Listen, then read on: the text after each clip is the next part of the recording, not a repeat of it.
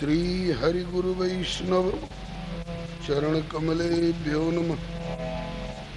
ओम नमः परमहंसा स्वागत चरण कमल चिन्मकरंदाय भक्त जनमानस निवासाय श्री रामचंद्राय विश्व सर्ग विसर्गादि नवलक्षण लक्षितम् श्री कृष्णाख्यम परम धाम जगद्धाम नमामि तत्। वागीशायस्य वदने लक्ष्मीर्यस्य च वक्षसि यस्यास्ते हृदये संवित् तं नृसिंहमहं भजे। श्रीरामं रामभक्तिं च राम भक्तांस्तथा गुरून् वाक्काय मनसा प्रेम्णा प्रणमामि पुनः पुनः। तान् जानकी विरह वेदन हेतु भूतान् द्रागाकलय्य सदशोकवनीय वृक्षान् लङ्कालकानिव घनानुद्पाटयति हेम सुंदर कपिं प्रणमामि पुष्ट्यै। तम हेम सुंदर कपिं प्रणमामि पुष्ट्यै। भक्त भक्ति भगवंत गुरु चतुर्नाम बपुएक इनके पद वंदन किए नासहि विघ्नों ने। मंगल आदि विचार रही वस्तु न और अनूप हरिजन को यश गावते श्री हरिजन मंगल रूप। सब संतन मिल निर्णय कियो मथि श्रुति पुराण इतिहास भजबे को दोई सुघर कहे हरि कहे हरिदास। श्री गुरु अग्रदेव आज्ञा दई कि भक्तन को यश गाय भवसागर के तरन को नाहिन और उपाय। बार बार वंदन करो श्री नाभा आभा ऐन काढ़ो गाभा वेद को श्री भक्तमाल रस देन। श्री हरिजू भले विराजिए कथा सुनो इतिहास तुम श्रोता या भक्तमाल के तुम पद रज मम आस। तुम पीछे जो और हूँ श्रोता है रस खान तिनके सकल मनोरथ पुरवहु श्री भगवान। श्री गिरिजापति गिरिजा गणेश शेष शारद श्रुति व्यास वाल्मीकि पद पंकज नित ध्याऊं में। द्वादश भागवताचार्य चतुः संप्रदायाचार्य श्री शंकर आचार्य को सपरिकर मनाऊं मैं। तुलसी कबीर सूर नाभा प्रियादास मीरा श्री नानक चैतन्य जू को अनुगत रहा हूँ मैं। दीजे वर सब मिल मोहि मन वच क्रम छल तज नित परिकर सह हरि हरि यश भरि भरि ये गाऊं मैं। जय जय गुरुदेव विश्वामित्र के प्रतीक राम तारक प्रदाता श्री चरित्रवन बिहारी की जय जय गुरुदेव भक्तमाल के स्वरूप सानुकूल सर्वभांति सदा सबहि सुखारी की जय जय गुरुदेव वासुवंशी वट यमुना तट उत्कट आदर्श संत सेवा व्रतधारी की जय जय गुरुदेव फलाहारी रामलीलावृति आचार्य व्यास सर्व संत रूपधारी की। बोलिए प्रेम से श्री भक्ति भक्त भगवान की जय। श्री गुरुदेव भगवान की जय। श्री आचार्य चरण की जय। श्री भगवन नाम संकीर्तन की जय। राम रसिया श्री हनुमंत लाल की जय। श्री गौरी शंकर भगवान की जय। श्री जगन्नाथ बलभद्र सुभद्रा जी की जय। श्री रथ यात्रा महोत्सव की जय। श्री सनातन धर्म की जय। श्री गौ माता की जय। श्री भारत माता की जय। अपने अपने श्री गुरु गोविंद की जय। श्री छावनी गुरुवार संकीर्तन मंडल की जय। श्री सर्व संत वैष्णव भगवान की जय। सीताराम जय सीताराम। सीताराम जय सीताराम। राधे श्याम जय राधे श्याम। राधे श्याम जय राधे श्याम। सीताराम जय सीताराम। सीताराम जय सीताराम। राधे श्याम जय राधे श्याम। राधे श्याम जय राधे श्याम। सीताराम जय सीताराम। सीताराम जय सीताराम। राधे श्याम जय राधे श्याम। राधे श्याम जय राधे श्याम। सीताराम जय सीताराम। सीताराम जय सीताराम। राधे श्याम जय राधे श्याम। राधे श्याम जय राधे श्याम। सीताराम जय सीताराम। हम सीताराम जय सीताराम। राधे श्याम जय राधे श्याम। राधे श्याम जय राधे श्याम। श्री राम कृष्ण भगवान की जय। श्री अयोध्यानाथ की जय। श्री वृंदावन बिहारी लाल की जय। श्री वैकुंठनाथ की जय। श्री प्रहलादपति की जय। श्री गौरी शंकर भगवान की जय। श्री हनुमंत लाल की जय। सपरिकर श्री भक्तमाल जी की जय। अपने अपने श्री गुरु गोविंद की जय। श्री नाभा स्वामी जी महाराज की जय। श्री स्वामी अग्रदास जी महाराज की जय। श्री स्वामी मनोहर राय जी महाराज की जय। श्री प्रियादास जी महाराज की जय। श्री सर्वसंत वैष्णव भगवान की जय। श्री प्रभु कृपा से हम सब अतिशय भाग्यशाली हैं जो भारत भूमि में मानव शरीर प्राप्त कर सत्संग गोष्ठी में समवेत होकर आज रथ यात्रा के दिन से कथा सुधा का पान करने कराने का सुअवसर प्राप्त कर रहे हैं। हम लोगों के सौभाग्य को देखकर देवता लोग प्रायः तरसा करते हैं, क्योंकि देवलोक में विषय बाहुल्य भले खूब हो, किंतु सत्संग एवं भगवत कथा सुधा का प्रायः अभाव सा ही रहता है देवलोक में। देवलोक में श्री रामावतार, श्री कृष्णावतार, श्री चैतन्यावतार कभी सुना नहीं गया। देवलोक में रामचरितमानस का नवान्न पारायण, श्रीमद् भागवत की सप्ताह कथा, श्री भक्तमाल जी का कथन श्रवण कभी सुनने को नहीं मिलता।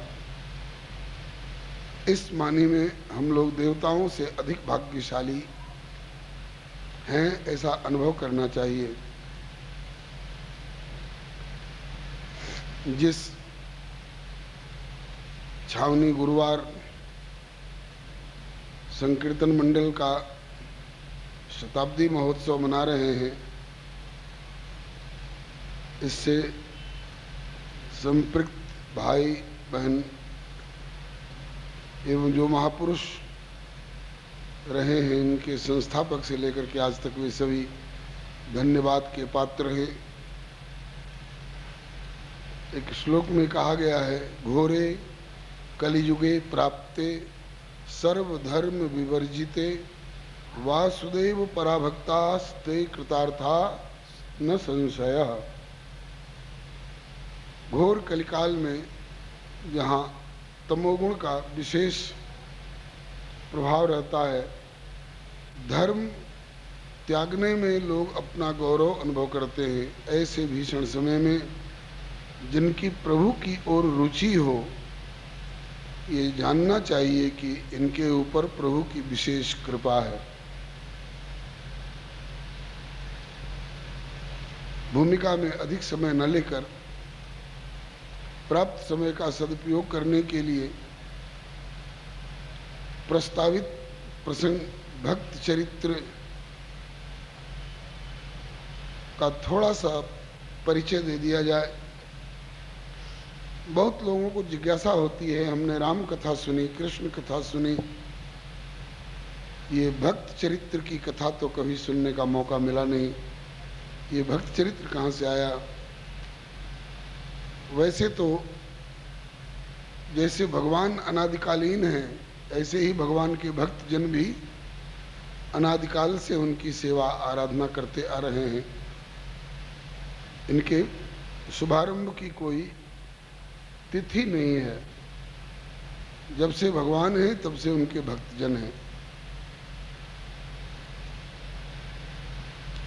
भारत अवतार भूमि है, समय समय पर प्रभु स्वयं भी अवतार लेते रहते हैं और अपने पार्षदों को ही, अपने परिकरों को ही कहते हैं कि आप भी अवतार लो। किस लिए? इस संदर्भ में एक दृष्टिकोण है। अब तो कुआं की प्रथा प्राय लुप्त होती जा रही है। पहले कुआं से जल निकालने की प्रथा थी। कोई कुआं में जल लेने के लिए अपना बर्तन डाले, रस्सी में बांध करके, कभी कभी रस्सी का बंधन ढीला होने के कारण अथवा रस्सी कमजोर होने के कारण बीच से टूटकर भरे भराए बर्तन कुआं में चले जाया करते थे। तो लोग वैसे ही छोड़कर निर्मम भाव से चल नहीं देते थे, प्रबंध करके उसे निकालने का प्रयत्न किया करते। लंबी और मजबूत रस्सी में एक पेचदार लोहे का यंत्र, जिसको कहीं कांटा कहते हैं, कहीं झग्गड़ कहते हैं, कुआं में डाल करके और उसे चारों ओर घुमाया जाता। मेरे इस अंकुश के किसी भी फंदे में बर्तन अथवा उसका कोई भी भाग, रस्सी वगैरह यदि उलझ गया तो इसके सहारे हम अपने बर्तन को बाहर खींच लेंगे। बर्तन अगर सोने चांदी का हो तो कौन छोड़कर चल दे, किंतु अब भारत के भाग्य में सोने चांदी का बर्तन तो रहा नहीं। तांबा पीतल भी दुर्लभ हो रहा है। प्लास्टिक और स्टील लगता है सबको मात दे देंगे। चलो, स्टील और प्लास्टिक का भी टूटने फूटने पर कुछ न कुछ कीमत में बिक जाता है। किसी का मट्टी का घड़ा यदि फूट जाए तो कि टुकड़े की कोई कीमत नहीं, लेकिन मिट्टी का भी अगर साबित घड़ा किसी गरीब का कुआं में चला गया हो तो मिट्टी के घड़े को भी छोड़कर चल देने में उसका हृदय व्यथित होता और उसे निकालने का प्रयत्न करता। कदाचित उस कांटे के माध्यम से न निकल पाया तो कोई अच्छे गोतेखोर तैराक उसमें उतरते, गोता लगाते, तले तक पहुंचते, टटोल टटोल कर अपना बर्तन निकालते, औरों के भी बर्तन निकालते। बड़ा संतोष होता, मेरा बर्तन वापस आ गया, मुझे मिल गया, हृदय से लगाते। जब हम लोगों की एक मिट्टी के बर्तन में भी इतनी ममता है कि कुआं में गिरा हुआ छोड़कर किनारे नहीं हो सकते हैं, तो प्रभु के इतने प्यारे प्यारे पात्र हम जीव, चाहे विषयी कोटि के हों, साधक कोटि के हों अथवा सिद्ध कोटि के हों, हम लोग भवकूप में गिरे हुए हों, हम लोग भवसागर में डूबे हुए हों और प्रभु हम लोगों की तरफ से निश्चिंत हो जाएं, ये संभव नहीं है। इसी ढंग से परत कूप में पात्र को, परत कूप में पात्र को, तो डोरी कांटा डार, अथवा समरथ कूद के डूबे ही लेत निकार।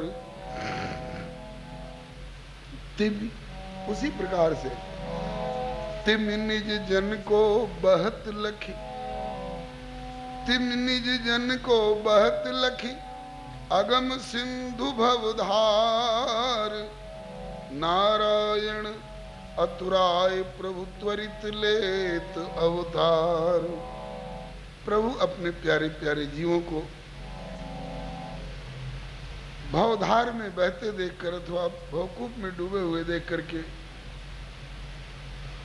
ये तो बेचारे अब हमारी ओर आने से असमर्थ हो गए हैं, ये हमारी ओर नहीं आ सकते, हम तो इनकी ओर चल सकते हैं क्योंकि हम तो समर्थ हैं, ऐसा सोचकर प्रभु आते हैं, ऊपर से उतर कर नीचे आ जाते हैं। इसी का नाम है अवतार। अवतार शब्द में दो शब्द जुड़वा से जुड़े हुए हैं, अव और तार, दोनों दो क्रियाएं हैं। अव पालने रक्षणे और तार तारणे। अवति भक्तान तारयति पतितांश्च इति अवतारः। अपने भक्तों का तो अवन करने के लिए, पोषण पालन रक्षा करने के लिए, और पतितों को भी बोले कि बेचारे डूब रहे हैं, डूबते डूबते ऊब रहे हैं, तो इन्हें भी सहारा दे करके भक्तों का तो पालन करता हूँ, उस समय मैं भक्त वत्सल कहलाता हूँ, लेकिन पतितों को तारने के समय में मैं भक्त वत्सल वाली हैसियत से नहीं, तो पतित पावन वाली हैसियत से इनके प्रति भी मेरी कुछ जिम्मेवारी होती है। तो भक्तों का पालन करना और पतितों को भी भवसागर से तारना, पार लगाना, इसके लिए प्रभु का अवतार हुआ करता है। तो प्रभु तो करुणा सिंधु हैं, स्वयं अवतार लेकर आते हैं, और जब देखते हैं कि अवतारी महापुरुषों के बाहुल्य की आवश्यकता है, तो अपने पार्षदों को भी कहते हैं कि आप लोग भी चलें। कभी श्री शंकर भगवान को आद्य श्री शंकराचार्य के रूप में अवतरित होने को कहते हैं, कभी महर्षि वाल्मीकि को श्री तुलसीदास के रूप में अवतरित होने की सलाह देते हैं, कभी भगवान वेदव्यास जी को बाबा माधवदास जी के रूप में, कभी श्री हनुमान जी को समर्थ रामदास स्वामी जी के रूप में, कभी श्री रामानंद स्वामी जी के रूप में, और श्री चैतन्य महाप्रभु जी के रूप में स्वयं भी अवतार ले लेकर के भूतल पर आते हैं। कबहुक आवत आप प्रभु सकल जगत के नाथ, और कबहुक भेजत पार्षद, कि जग को करहु सनाथ। भारत अवतार भूमि है भगवान का, और भगवान के भक्तों का अवतार होता रहता है। अब भक्तमाल ग्रंथ से थोड़ा सा आपको परिचित करा दें। जो परिचित हैं वो तो परिचित हैं ही, जो नहीं परिचित हैं वो समझ लें। भक्तमाल नाम से जैसा प्रतीत होता है, मोतियों की माला को मुक्तामाल कहा जाता है, तुलसी की माला को तुलसिका माल कहा जाता है, फूलों की माला को पुष्पमाल कहा जाता है।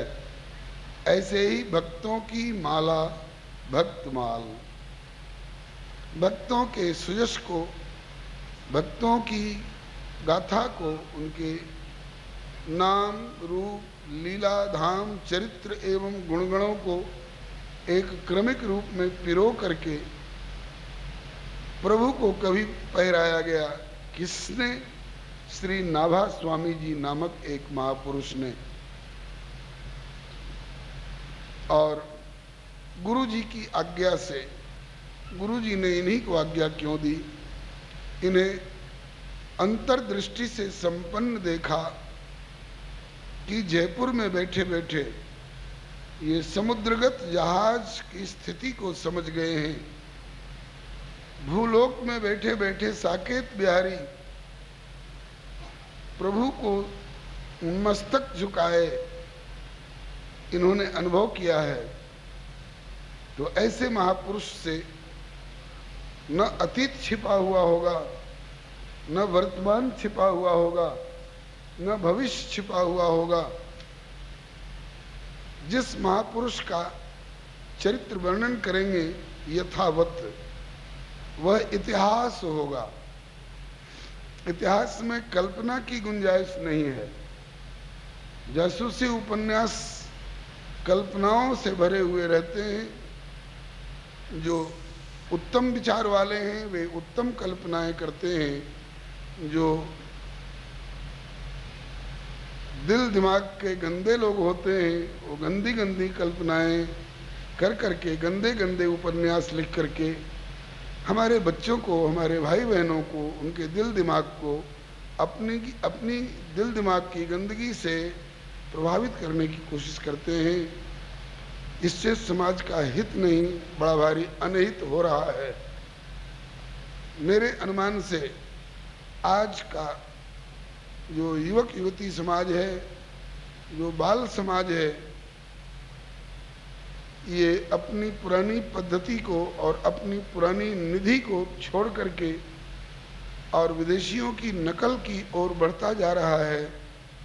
इसके अधिक से अधिक जिम्मेवार ये दो लोग हैं। एक तो चरित्रहीन बनाने वाले, गंदी कल्पनाओं के आधार पर जासूसी उपन्यास लिखने वाले, और दूसरे धार्मिक चित्रों के नाम पर चलचित्रों और दूरदर्शनों पर गंदे गंदे दृश्य उपस्थित करने वाले लोग। ऐसे ऐसे दृश्य उपस्थित हो रहे हैं जिनको बाप और बेटी एक साथ बैठ करके एक कमरे में नहीं देख सकते हैं। अगर देखें तो उनसे बढ़ करके निर्लज्ज, चरित्रहीन और पतन की दिशा में जाने वाला दूसरा कोई हो ही नहीं सकता है। इससे समाज का बड़ा भारी अनहित हो रहा है। हमारे जो महापुरुष हुए हैं, जिनका भगवान की भक्ति से, ज्ञान से, वैराग्य से, आत्म कल्याण से, समाज कल्याण से संबंध रहा है, जिनमें से कतिपय हमारे पूर्वाचार्यों के चित्र यहाँ लगे हुए हैं और इनके नाम भी अंकित हैं चित्रों के साथ साथ। अब इनके चरित्र से कितने लोग अवगत हैं? जो अवगत हैं वे उन्हें अपना आदर्श मान करके इनके चरित्र के और इनके वचनामृत के आलोक में सही दिशा में कदम बढ़ा रहे हैं, बढ़ाएंगे। जो इनके चरित्र से अवगत नहीं है वे आज की माया की रंगीनी वाली भूल भुलैया के चिकने धरातल पर बहुत तो फिसलते जा रहे हैं, अटकते जा रहे हैं, भटकते जा रहे हैं, गिरते जा रहे हैं। ऐसे लोगों को सही मार्ग दिखाने के लिए गुरुदेव ने श्री नाभा जी को सक्षम समझा। इसकी अंतर्दृष्टि खुली हुई है। ये जयपुर में बैठे बैठे समुद्र तक की और साकेत तक की बातों को समझने वाला है। कहा कि बेटा तुम अपनी क्षमता का उपयोग भक्तों का चरित्र गायन की दिशा में लगाओ, जो आगे वाली पीढ़ी के मानवों के लिए खास करके एक बहुत बड़ा आलोक स्तंभ होगा, प्रेरणा स्रोत होगा। तब श्री नाभा स्वामी जी ने, जिनका मूल नाम तो है नारायण दास, लेकिन इनकी नाभि गंभीर बुद्धि को देख करके लोगों ने इन्हें नाभा स्वामी कहना प्रारंभ किया। ये गोस्वामी श्री तुलसीदास जी के समकालीन महापुरुष हुए हैं। जिन दिनों में गोस्वामी जी भगवत चरित्र लिख रहे थे, रामचरितमानस,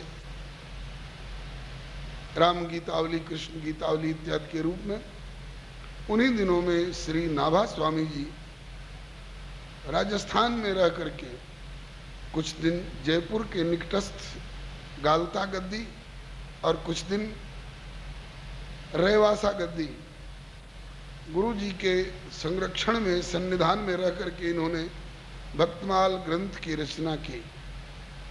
भक्तमाल ग्रंथ भाषा ग्रंथ है। इसमें दो प्रकार के छंदों का प्रयोग है, दोहा और छप्पय। 2 पद का दोहा होता है, 4 पद की चौपाई, 6 पद का छप्पय। श्री नाभा स्वामी जी ने छप्पय छंद में भक्तों का चरित्र लिखा। गुरु जी की आज्ञा से मानव कल्याण की दिशा में।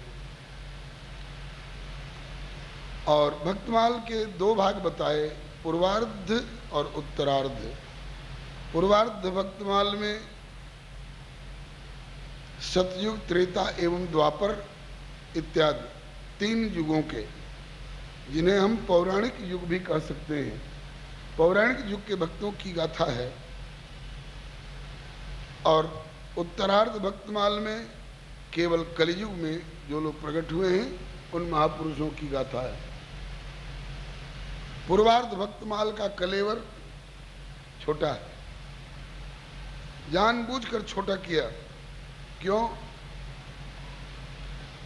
सतयुग, त्रेता, द्वापर इत्यादि के भक्तों की गाथा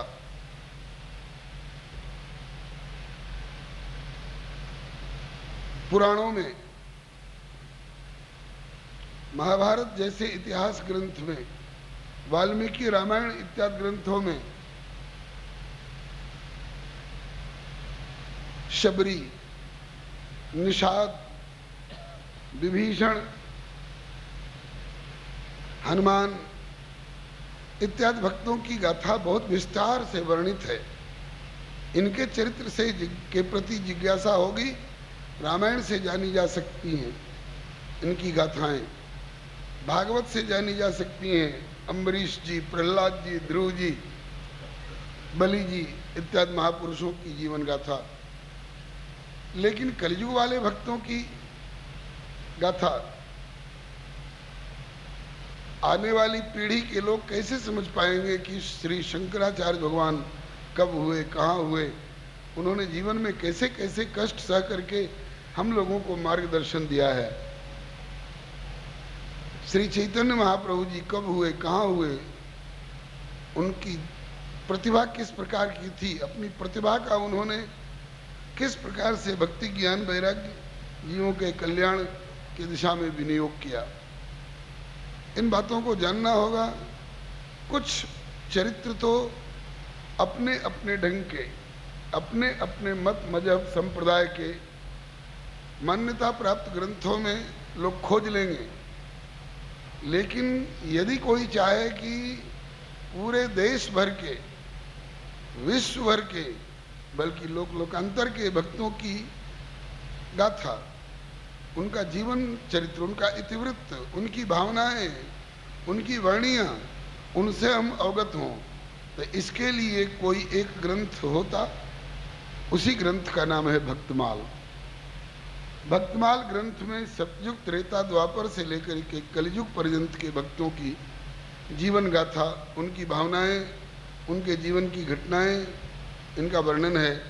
और कोरी कल्पना के आधार पर नहीं, श्री नाभा स्वामी जी जैसे महापुरुष, जो अंतर्दृष्टि संपन्न महापुरुष हैं, जिनको भूत वर्तमान भविष्य सब स्पष्ट है, उनके द्वारा लिखित है यह इतिहास ग्रंथ है। इतिहास शब्द का अर्थ विद्वज्जन बतलाते हैं, इसमें 3 शब्द हैं। इति हा आस, माने ऐसा ही हुआ था। आस माने पहले से ऐसा हुआ था, ऐसी घटना घटी थी। हाँ नाम निश्चित रूप में, इसमें कोई दो मत नहीं है। और ऐसा ही इनका चरित्र है, इसको इतिहास कहा जाता है। तो श्री भक्तमाल ग्रंथ भक्ति जगत का, आध्यात्मिक पथ के पथिकों का इतिहास ग्रंथ है। प्रस्ताव तो हुआ, एक प्रस्ताव आया कि विधिवत नाभा स्वामी जी कब, कहाँ, कैसे हुए और कैसे इनको भक्तमाल की रचना में प्रवृत्त कराया गया, उसका वर्णन किया जाए। लेकिन इतना विस्तार है कि कम से कम 4-5 दिन केवल भक्तमाल ग्रंथ एवं भक्तमाल ग्रंथ के रचयिता और उनके जीवन की परिस्थिति का परिचय देने में 4-5 दिन लग जाएंगे, और कुल 9 दिन का समय हम लोगों को सुलभ है। इसलिए दूसरा विचार ये आया कि भक्तों के चरित्र से ही प्रारंभ कर दिया जाए। तो संक्षेप में भक्तमाल ग्रंथ का और ग्रंथकार का परिचय देकर के अब कथा की ओर प्रवृत्त हो रहे हैं। ध्यान से सुनेंगे। कथा में बताया गया कि भक्तमाल ग्रंथ में 2 भाग हैं, पूर्वार्ध उत्तरार्ध। पूर्वार्ध में सतयुग त्रेता द्वापर के भक्तों की, और उत्तरार्ध में कलयुग वाले भक्तों की। कलयुग वाले भक्तों की गाथा हम लोग बाद में चर्चित करेंगे। आज पूर्वार्ध में से एक भक्त की चर्चा हम लोग प्रारंभ करने जा रहे हैं। उस भक्त का नाम है भक्त चंद्रहास। मौलिक रूप में इनका जीवन चरित्र जैमिनी अश्वमेध पर्व खंड के अंतर्गत, जो महाभारत का एक अंश है, जैमिनी अश्वमेध पर्व खंड में बहुत विस्तार पूर्वक इनका चरित्र वर्णित है।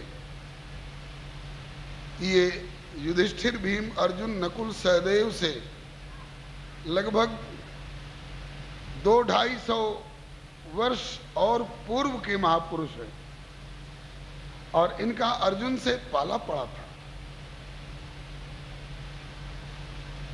आप लोगों ने सुना होगा, जाना होगा, माना होगा, निभाया होगा। स्वाभाविक तो यह है कि गुरुदेव की कीर्ति का गान शिष्य लोग करते हैं। हमारे गुरुदेव ऐसे महापुरुष हुए, हमारे गुरुदेव में ये विशेषता थी, उनकी ये प्रतिभा थी, उन्होंने अमुक अमुक को इस प्रकार से अमुक अमुक ठिकाने तक पहुंचाया। स्वाभाविक तो यह है कि गुरुदेव की कीर्ति शिष्य लोग गाते हैं, लेकिन ये 3 शिष्य ऐसे हुए हैं जिनकी कीर्ति गुरुदेव गाते हैं। 3 शिष्य ऐसे हुए हैं जिनकी कीर्ति गुरुदेव गा करके सुनाया करते हैं। ये कौन कौन? श्री ध्रुव जी, श्री प्रहलाद जी एवं श्री चंद्रहास जी। श्री ध्रुव जी का ये तीनों नारद बाबा के शिष्य हैं। 2 की चर्चा तो श्रीमद् भागवत में भी आई है।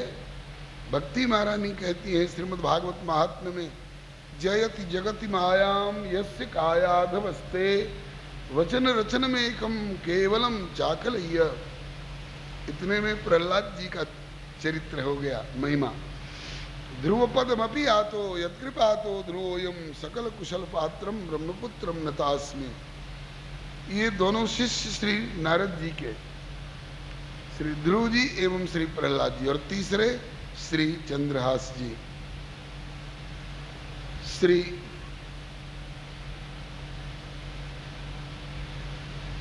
ध्रुव जी का चरित्र देवऋषि नारद जी ने श्रीमद् भागवत के 4थे स्कंद में प्रचेताओं की सभा में गान किया है।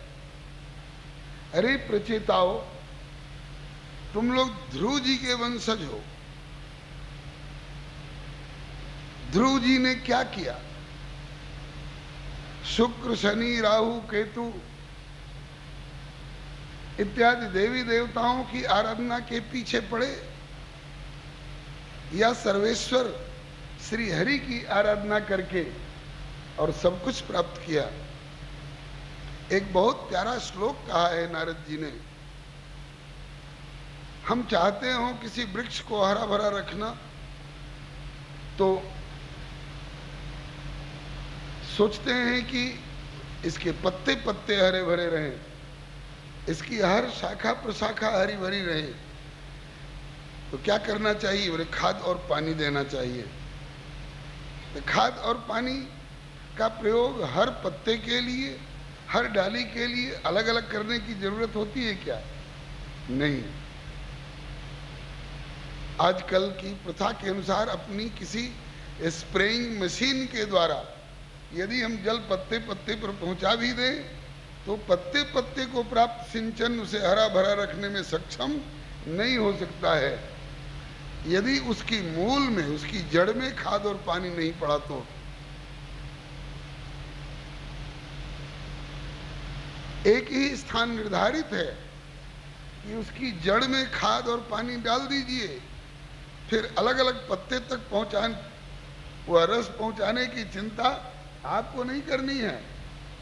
अपने आप वो जड़ जो है वो खींच खींच करके ऊपर तक पहुंचा करके हर पत्ते को, हर डाली को, हर शाखा प्रशाखा को रस प्रदान करेगा।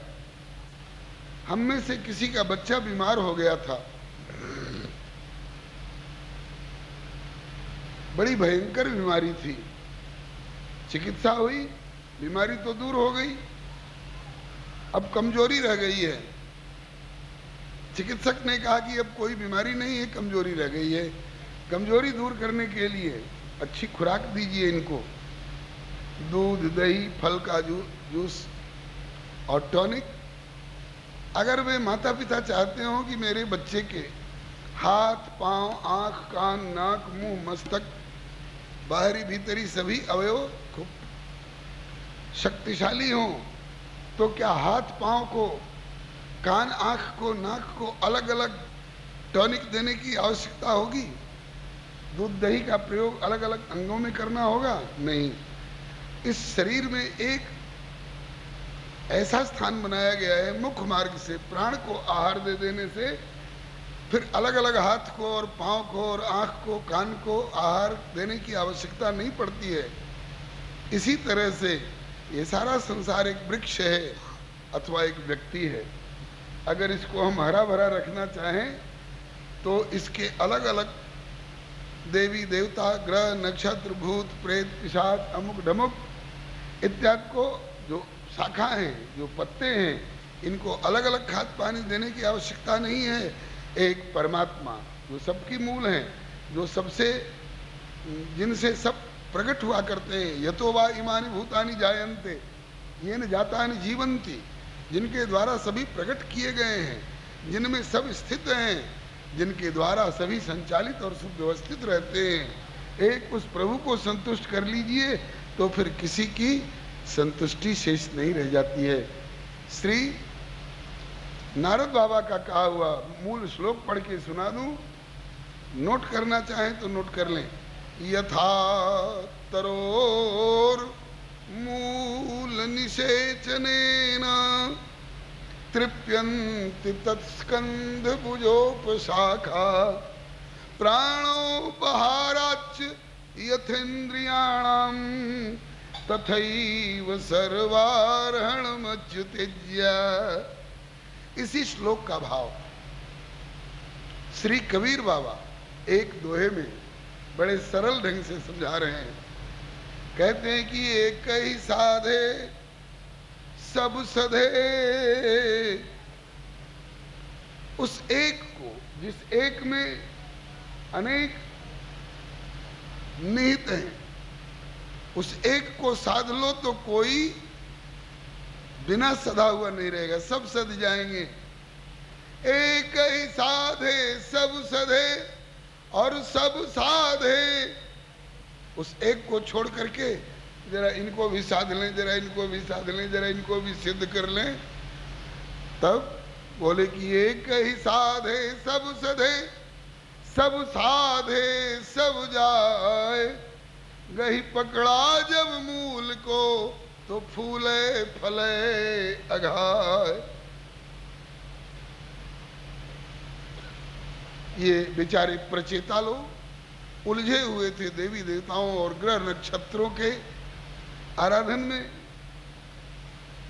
इनकी आराधना कर लें तो धन मिल जाएगा, इनकी आराधना कर लें तो पुत्र मिल जाएगा, इनको रिझा लें तो पद मिल जाएगा, इनको संतुष्ट कर लें तो प्रतिष्ठा मिल जाएगी, इनको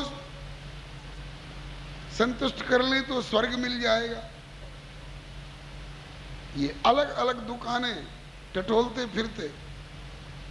जिज्ञासा हुई कि क्या कोई ऐसी भी दुकान है कि एक ही दुकान पर हम लिस्ट दे दें और सब कुछ मिल जाए। बोले डिपार्टमेंटल स्टोर्स वाला, जनरल स्टोर एक है। वो क्या? बोले तुलसीदास। तुलसीदास सब भांति सकल सुख, जो चाहसी मन मेरो, तो भज राम काम सब पूर्ण करें कृपा निधि तेरो। एक प्रभु को रिझा लो। अब प्रभु को चाहे जिस रूप में आप मानते हो, इसमें आप स्वतंत्र हो। उन्हें राम कह लो, कृष्ण कह लो, नारायण कह लो, हरि कह लो, अच्युत कह लो, वह एक है। उस एक को रिझा लो, सबको रीझना पड़ेगा। और उस एक को नहीं रिझा सके, थोड़ा यहां थोड़ा वहां वृत्ति बिखराते रहे तो तुम किसी को संतुष्ट नहीं कर सकोगे। जग तुम पे, तुम जगत पे रीझ रहे भरपूर, जगपति पर रीझे नहीं तो सब रीझन पे धूर। नारद जी ने प्रचेताओं को समझाया। श्रीमद् भागवत की बात है, चौथे स्कंद में तुम्हारे पूर्वज ध्रुव जी के वंश में तुम लोगों का जन्म हुआ है।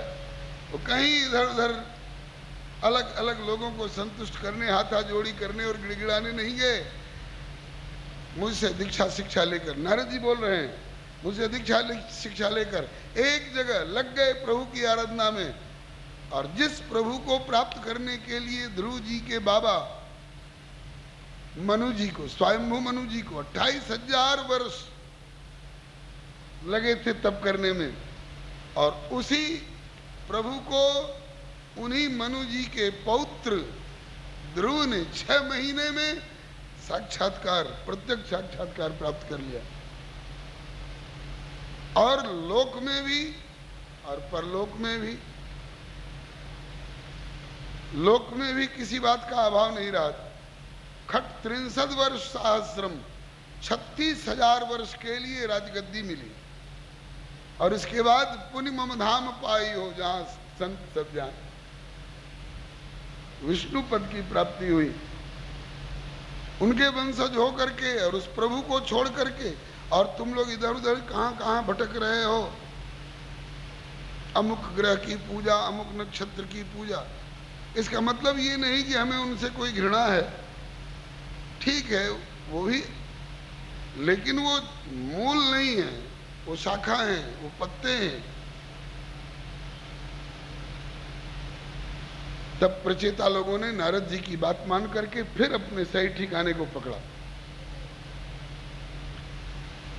तो यहां पर पूरा चरित्र ध्रुव जी का सुनाया है नारद जी ने प्रचेताओं को।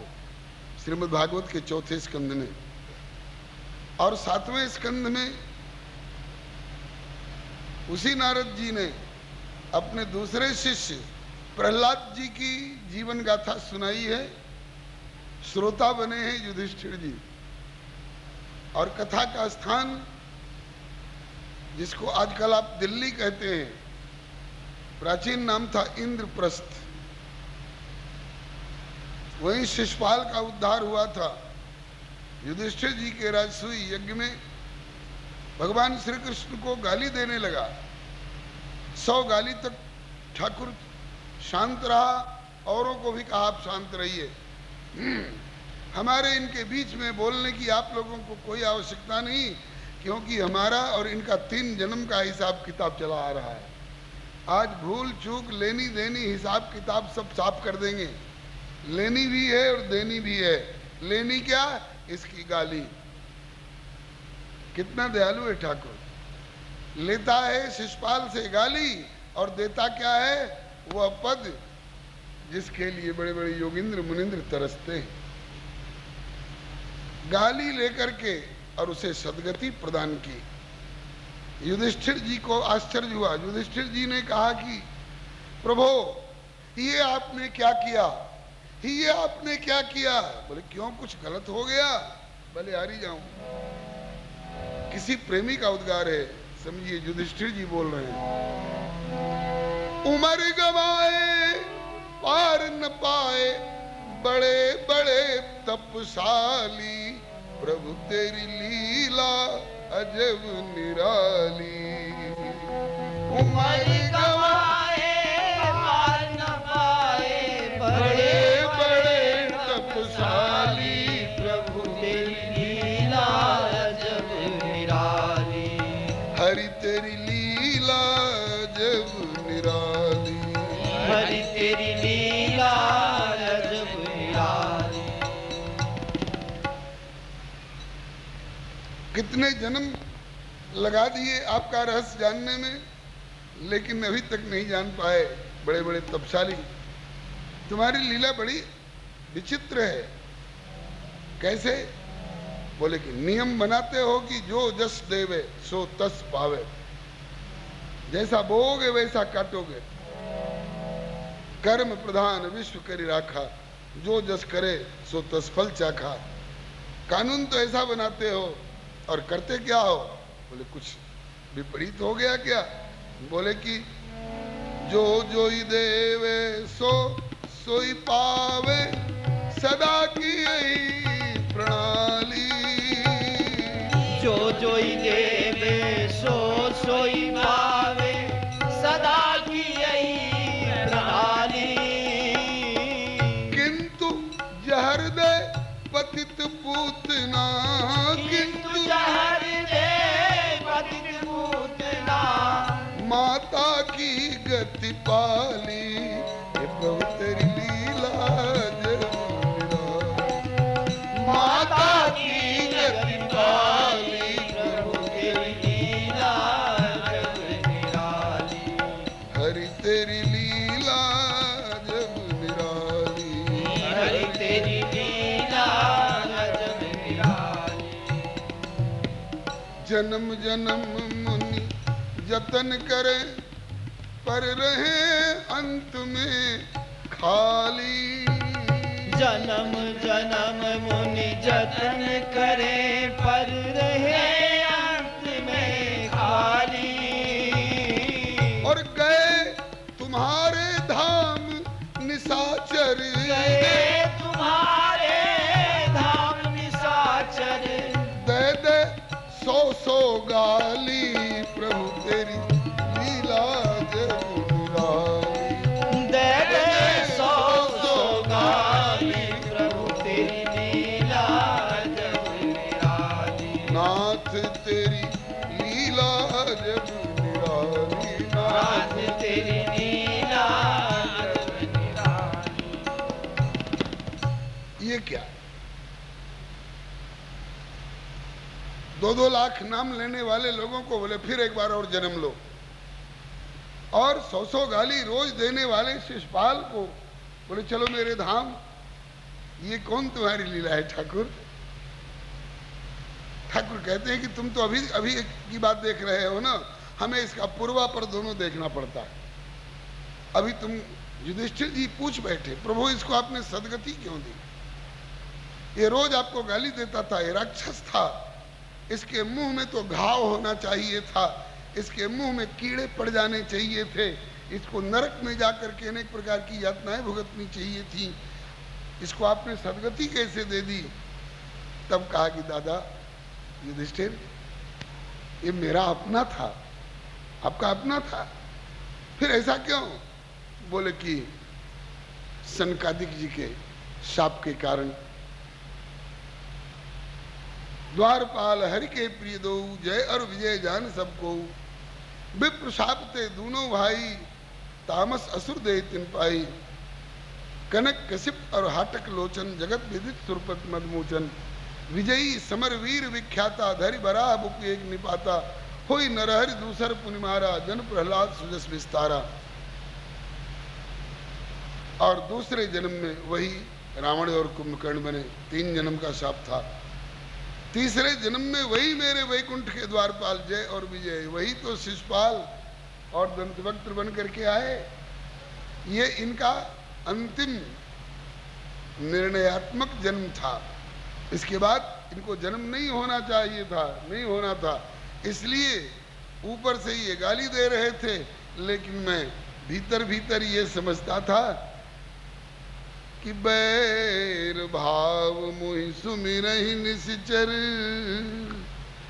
उमा उमा राम मृदु चित्त करुणा कर, बैर भाव मोहि सुमिरहि निश्चर, देहि परम गति अस जिय जानी, अस कृपाल को कहु भवानी।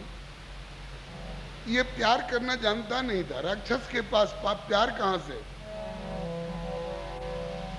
अगर ये प्यार करना जानता होता तो मैं नारद जी को भेजता इसके पास, और नारद जी सिखाते, जैसे ध्रुव प्रहलाद को सिखाए इस तरह से इसको भी सिखाते।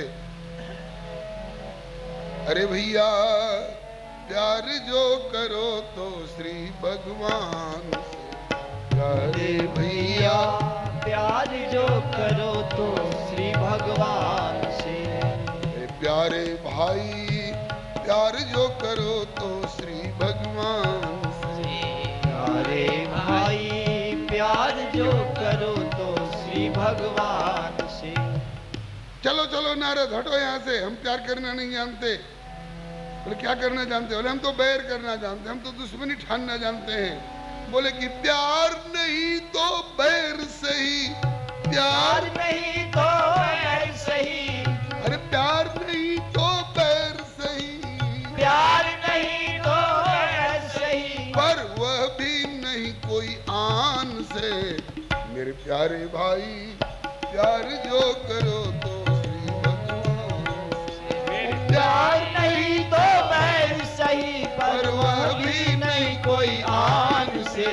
प्यारे भाई प्यार जो करो तो श्री भगवान से, प्यारे मित्रों प्यार जो करो तो श्री भगवान से, प्यारे मित्रों प्यार जो करो तो श्री भगवान से। प्यार कर सको तो प्यार करो। बोले हम प्यार करना नहीं जानते। और क्या जानते? हम बैर करना जानते। बोले बैर भी करो तो दूसरे से नहीं, उसी से ताल ठोको, उसी को आ जा, बड़ा वीर बनता है। अरे राम बने तो रघुवर सो बने, प्यार करेंगे तो प्यारे तुमसे, बने तो रघुवर सो बने, और बिगड़े तो भरपूर। प्यार करेंगे तो तुमसे, गाली देने की इच्छा होगी तो हम सड़क पर किसी रास्ता चलते लोगों से बैठ ठानने जाएंगे थोड़े। प्यार तुमसे किया है, गाली देने की मन में आएगी तो तुमको गाली देंगे।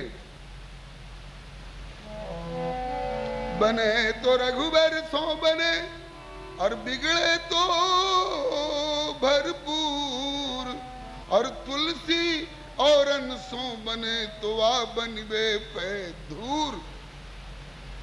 बने तो उनसे, बिगड़े तो उनसे।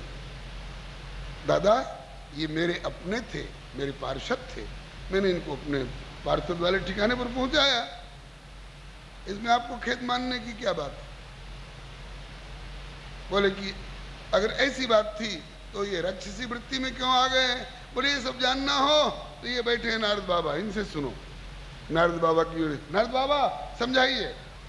दादा युधिष्ठिर को इनका पूर्व जन्म का इतिवृत्त पूरी कथा सुनाई। तो नारद जी ने पूरी कथा सुनाई और इसी सिलसिले में 7वें स्कंध में युधिष्ठिर जी श्रोता बने हैं और नारद जी प्रवक्ता होकर के और इनके माध्यम से अपने प्यारे शिष्य प्रहलाद जी की भक्ति की गाथा सुनाई। ये दूसरे शिष्य हैं नारद जी के और इनका गुणगान गुरु जी कर रहे हैं, नारद जी कर रहे हैं। ध्रुव जी का यश प्रचेताओं से श्रीमद् भागवत के 4थे स्कंध में, प्रहलाद जी का यश नारद जी ने युधिष्ठिर जी को सुनाया इंद्रप्रस्थ दिल्ली में। श्री हरे नमः 7वें स्कंध में। और तीसरे जो हमारे आज के चर्चा के विषय बनने जा रहे हैं, भक्त चंद्रहास, ये भी नारद जी के शिष्य हैं। बड़े विलक्षण, बड़े स्नेहभाजन। नारद जी इनको बहुत प्यार करते हैं। लोग अपने बेटे से उतना प्यार नहीं करते होंगे जितना नारद जी ने चंद्रहास को प्यार दिया है। चंद्रहास जी का चरित्र एक दोहे के रूप में आप सुनते आए होंगे, बहुत पुराना दोहा है। जाके पग पन ही नहीं, जाके पग पन ही नहीं, ताहि दियो गजराज, विष देते विषया मिली, मेरे राम गरीब निवाज। सुना होगा दोहा आपने, नहीं सुना था तो आज सुन लीजिए। बहुत पुराना, बड़ा प्रख्यात दोहा है।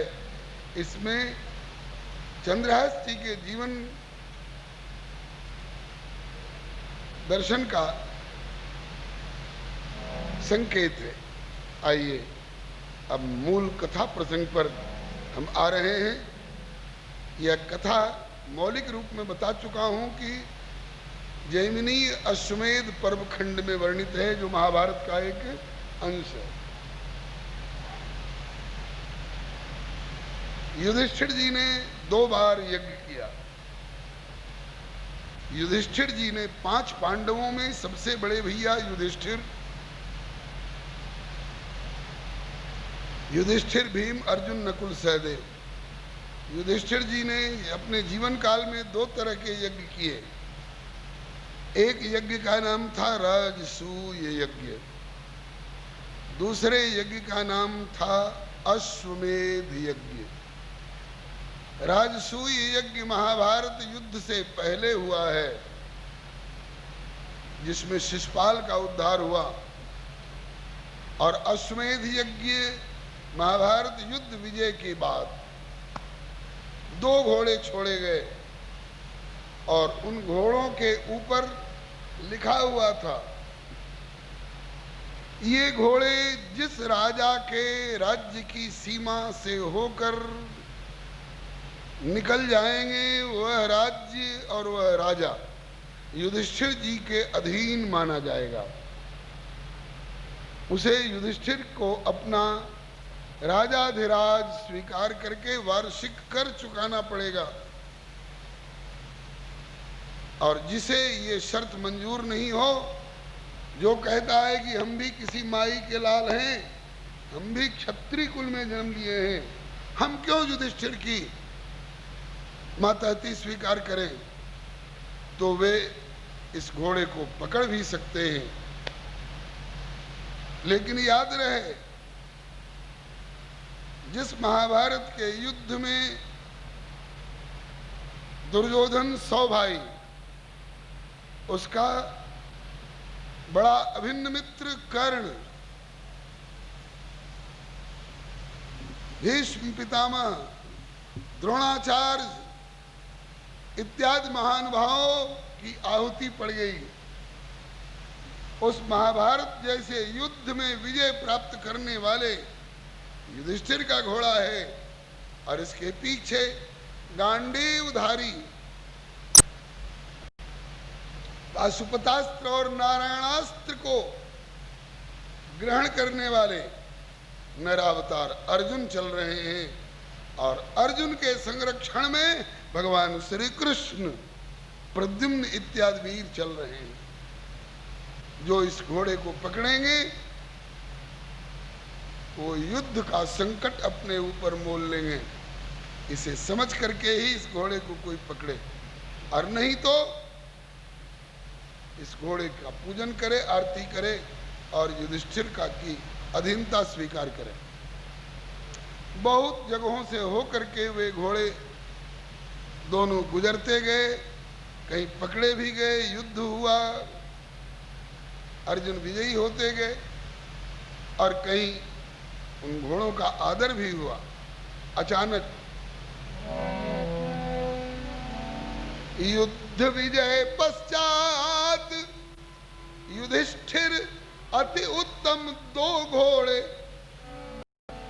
अर्जुनादि के संरक्षण में अश्वमेध हित छोड़े निकले सारस्वतपुर से।